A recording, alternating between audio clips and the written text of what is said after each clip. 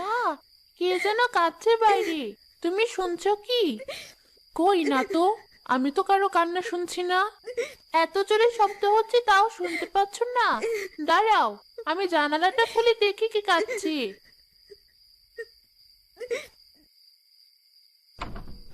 কি করিস? রাত বিরেতে জানালা খুলে অযথা ডাকাডাকি করছিস? জানালা লাগা বলছি।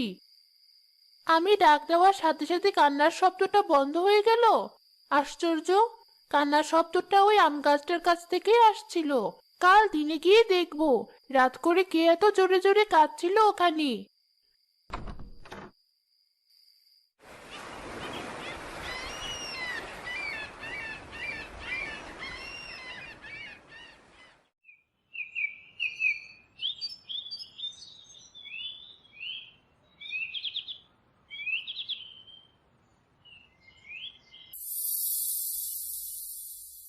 কাকে খুঁজছো? আমাকে? তুমি কে? তোমাকে এমন দেখাচ্ছে কেন? আর তুমি কিভাবে বুঝলে আমি তোমাকে খুঁজছি? কাল রাতে আমি যখন কাঁদছিলাম তখন তুমি জিজ্ঞেস করেছিলে কে কাঁদছে, আর আজ সকাল সকালে তুমি এখানে এসে হাজির, তাই ধরে নিয়েছি তুমি আমাকেই খুঁজছো। তুমি তাহলে কাঁদছিলে? কিন্তু এত রাতে গাছের ডালে বসে তুমি কাঁদছিলে কেন? তোমাকে দেখে তো আমার সমানই মনে হয়। তোমার মা বাবা কোথায়? আমার বাবা নেই, আর আমার মা কোথায় আছে জানি না। প্রায় 7 দিন হয়ে গেল, তার কোনো খবর নেই। তুমি চিন্তা করো না, চলে আসবে তোমার মা। আমার মনে হয় না আমার মা আর ফিরে আসবে। মা আমাকে সব সময় বলতো, কখনো যদি দেখিস 7 দিন পার হয়ে গেছে তবুও আমি ফিরে আসছি না, তখন ধরে নিবি আমি আর কখনো ফেরত আসবো না। তখন তোকে নিজের ব্যবস্থা নিজেই করে নিতে হবে। কিন্তু তোমার মা এমন কথা বলেছিলেন কেন? আর তোমাকে একা ফেলে সে এতদিনের জন্য কোথায় যায় বারবার? খাবার আনতে যাই। আমাকে দেখে তুমি বুঝতে পেরেছো কি না জানি না, তবে আমি তোমার মতো কোনো সাধারণ মানুষ নই। আমি আসলে শাকচুন্নি, যাদেরকে দেখে সব মানুষ ভয় পায়। মায়েরা তাদের বাচ্চাকে আমাদের গল্প বলে ভয় দেখিয়ে ঘুম পাড়ায়। সত্যি তুমি শাকচুন্নি? কিন্তু তোমাকে দেখে তো আমার কাছে স্বাভাবিক মানুষের বাচ্চার মতোই মনে হচ্ছে। আর তোমার মা তো খাবার আনতে গিয়েছে 7 দিন হলো। এর মাঝে কি তুমি কিছু খেয়েছো? না, আমার মা বলেছিল সে না আসা পর্যন্ত এই গাছ থেকে কোথাও না যেতে, কিন্তু এখন যেহেতু 7 দিন পার হয়ে গেছে, আমাকে তো খাবার খোঁজার জন্য হলেও অন্য জায়গায় যেতে হবে। তুমি কি খেতে পছন্দ করো? মাছ, বড় মাছ। ঠিক আছে, তুমি এখানে একটু অপেক্ষা করো। আমি দেখি তোমার জন্য কোনো মাছ খুঁজে পাই কিনা।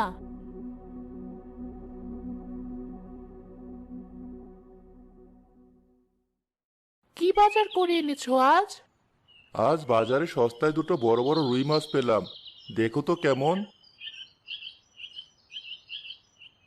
খুব ভালো হয়েছে। তুমি বাজারের ব্যাগ থেকে মাছ দুটো বের করে রান্নাঘরে রেখে এসো।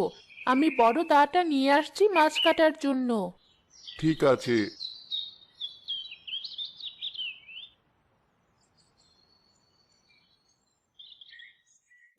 এই তো সুযোগ। বাবা মাছ দুটো রান্নাঘরে রেখে বাড়িতে যাচ্ছি। আমি একটা মাছ ছোট শাকচুন্নির জন্য নিয়ে যাই।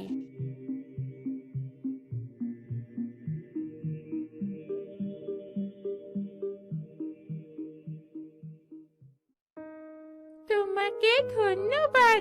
কতদিন পর এত বড় একটা মাছ দেখলাম। কোথা থেকে পেয়েছো তুমি এই মাছ? তোমার কোনো সমস্যা হবে না? আরে না, আমি চুপচাপ সবার আড়ালে সরিয়ে এনেছি এই মাছটা। কেউ টের পায়নি। কিন্তু তুমি এত বড় মাছটা এখন কিভাবে খাবে? মাছ কাটতে বা রাঁধতে পারো তুমি? না, আমার ওসব করার কোনো দরকার হয় না। দেখো কিভাবে খাই আমি মাছটা। এ কি, অত বড় আস্ত কাঁচা মাছটা তুমি তোমার গলায় আস্ত পুড়ে দিলে? এ কিভাবে সম্ভব? পানি খাবে তুমি? তুমি হয়তো ভুলে যাচ্ছ, আমি মানুষ নই, শাকচুন্নি। এমন 2-3টে বড় মাছ আস্ত গিলে ফেলা আমাদের কাছে কোনো ব্যাপার নয়, আর পানি খাওয়ার কোনো প্রয়োজন পড়ে না আমাদের। বাহ, তোমাদের তো দেখছি অনেক সুবিধা। আমিও যদি তোমার মতো শাকচুন্নি হতাম খুব ভালো হতো। এ কি, একটা মাছ কোথায় উধাও হয়ে গেল? ছুটকির বাবা, তুমি দুটো মাছও ঠিকঠাক ভাবে রাখতে পারো না। ঠিকভাবেই তো রেখেছিলাম, অযথা আমাকে কেন দোষ দিচ্ছ? কোথায় ঠিকভাবে রেখেছো? মাছ দুটো ঢেকে রাখলে বিড়াল আজ একটা মাছ নিয়ে যেতে পারতো না। কিন্তু অত বড় মাছ বিড়ালে তো তাড়াতাড়ি এখান থেকে কিভাবে নিয়ে গেল? মাটিতেও তো মাছটা টেনে নিয়ে যাওয়ার কোনো চিহ্ন দেখতে পাচ্ছি না। হয়েছে, এখন আর ওসব দেখে কি হবে? যা হওয়ার হয়ে গেছে। মাছটা তো আর ফেরত আসবে না। সকাল সকাল আমার মেজাজটা খারাপ হলো অযথা। আমি দুঃখিত, আমার জন্য তোমার বাবা মায়ের মাঝে ঝামেলা হলো। কি যে বলো তুমি? এটা তো ওদের নিত্য ঝামেলা। তুমি ওসব নিয়ে চিন্তা করো না। তুমি শুধু আমার মাছ খাওয়া দেখে শাকচুন্নি হতে চাইছো? এছাড়াও শাকচুন্নিদের অনেক ক্ষমতা থাকে, সেসব আমি তোমাকে অন্য আরেকদিন দেখাবো। তবে মনে রেখো, শাকচুন্নি হওয়া এত সহজ না। এত ক্ষমতাবান হওয়ার পরেও আমাদের কাছে লুকিয়ে থাকতে হয়, সব সময় ভয়ে ভয়ে থাকতে হয়। কেন? কিসের এত ভয়? ছুটকি, কোথায় গেলি তুই? এদিকে আয়। পরে সব বলবো তোমাকে। এখন তোমার মা ডাকছে তোমায়, তার কাছে যাও। ঠিক আছে, তোমার কোনো কিছুর দরকার পড়লে আমাকে ডাক দিও। আমি এখানেই আছি।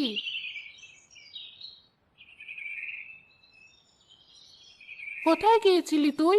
তোকে সারা বাড়ি খুঁজেও কোথাও পেলাম না। ওই তো আমাদের আম গাছটার কাছেই ছিলাম, মা। আচ্ছা, চল এখন আমার সাথে।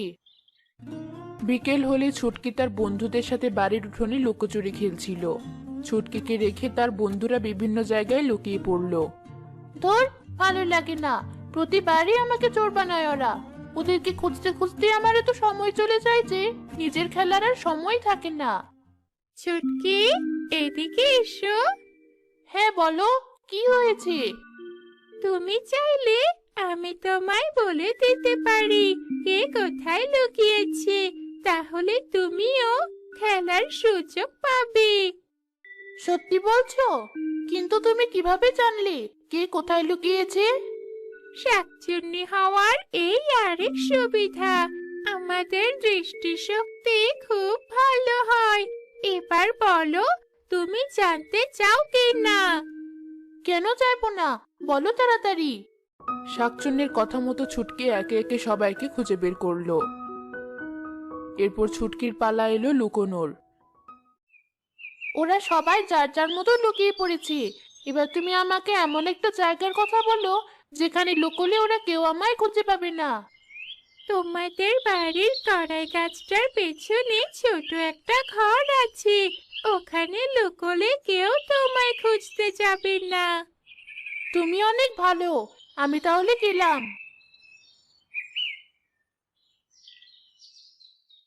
একে একে সবাইকে খুঁজে বের করলাম, কিন্তু ছুটকিকে তো কোথাও খুঁজে পাচ্ছি না। দাঁড়া, আমরাও তোর সাথে ছুটকিকে খুঁজে দেখছি।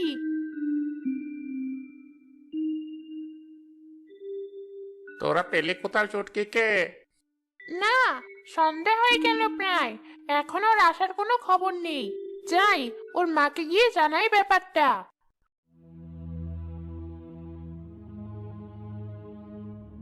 কি বললি? ছুটকিকে কোথাও খুঁজে পাচ্ছ না তোমরা?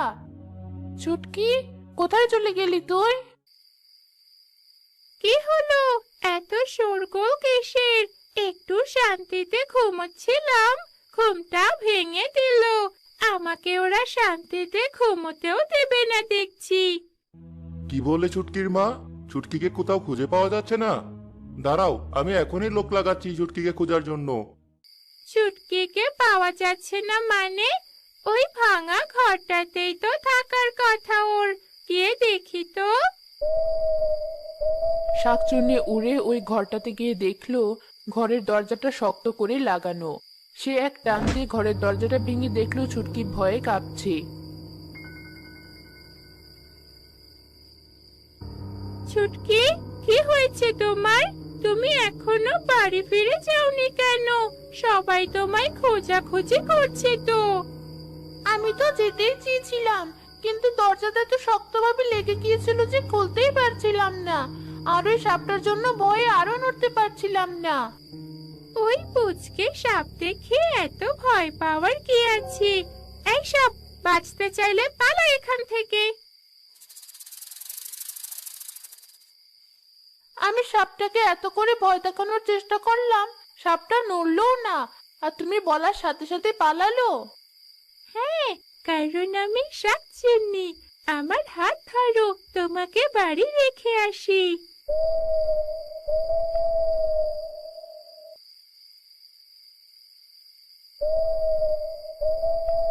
আরে বাহ, তুমি উড়তেও জানো? তোমার সাথে সাথে আমিও উড়ছি। তোমার বাড়ির কাছে চলে এসেছি আমরা। যাও, বাড়ি যাও। তোমাকে অনেক ধন্যবাদ। কাল তাহলে আবার আমাদের দেখা হচ্ছে। ছুটকি, তুই এসেছিস? কোথায় চলে গিয়েছিলি তুই? ঠিক আছিস তো? হ্যাঁ মা।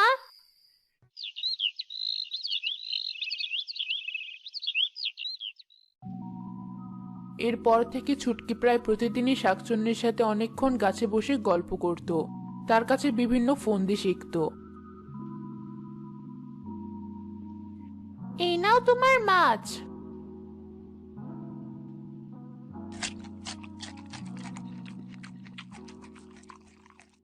তুমি যে দুদিন পর পর এভাবে আমার জন্য মাছ আনো, কেউ তোমাকে দেখে ফেললে কি হবে? কেউ দেখবে না, আর দেখলে বলবো আমার একটা পোষা বিড়াল আছে, ওকে খাওয়াই মাছগুলো। আমি তো তোমার পোষা বিড়াল নই, তবে পোষা শাকচুন্নি বলা যেতে পারে।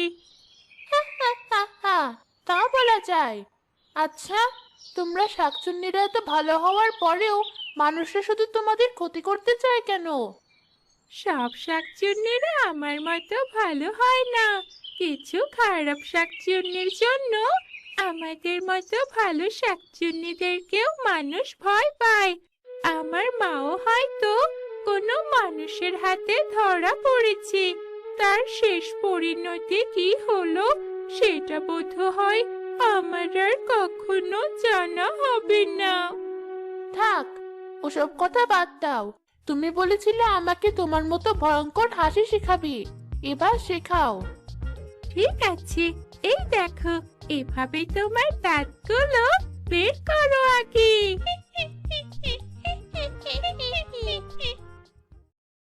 আমাদের মেয়ের চালচলন কিছুদিন যাবৎ ভালো লাগছে না।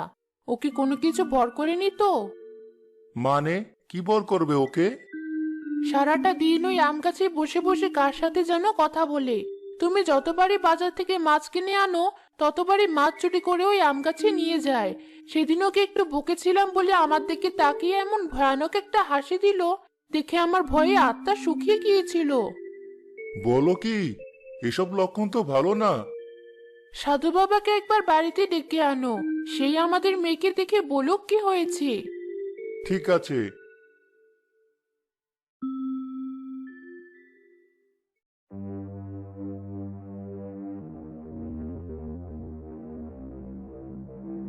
কি হয়েছে মা? সাধু বাবা আমার হাত আর চোখ পরীক্ষা করে কি দেখছেন? যা ভেবেছিলাম তাই, ওদের মেয়ের উপর শাকচুন্নি ভর করেছে। কি বলছেন বাবা? এখন উপায়? তোদের মেয়েকে ধরে ঘরে বন্দি কর, ততক্ষণে আমি ওই শাকচুন্নিটাকে আম গাছ থেকে তাড়াই।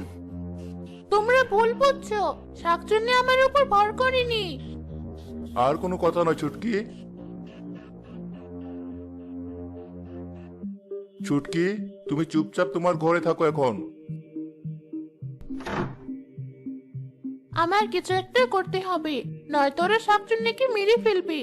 শাকচুন্নিকে তো আমি লিখতে পড়তে শিখিয়েছিলাম। কাগজের বিমানে ওকে সাবধান হওয়ার কথা লিখে দিয়ে আম গাছের দিকে ছুঁড়ে মারি। আশা করি ও ঠিক সময় পড়তে পারবে আমার লেখা।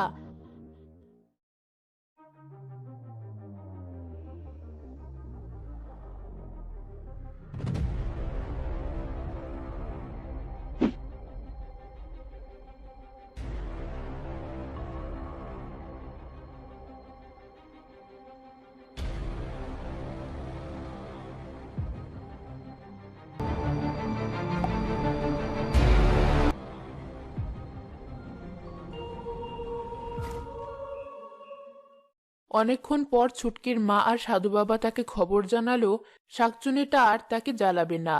ছুটকি কান্নায় ভেঙে পড়ল।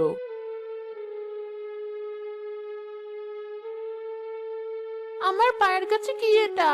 আরে, এই তো দেখছি আমার বানানো বিমানটা।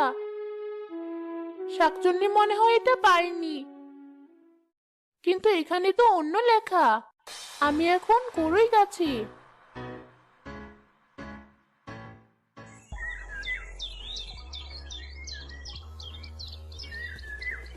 তুমি এসেছো, তোমার জন্যই অপেক্ষা করছিলাম। এখন থেকে আমাদের সাবধানে থাকতে হবে, যেন কেউ সন্দেহ না করে। তোমাকে দেখে আমার খুব ভালো লাগছে। দাঁড়াও, আমি এখনই কাছে উঠছি।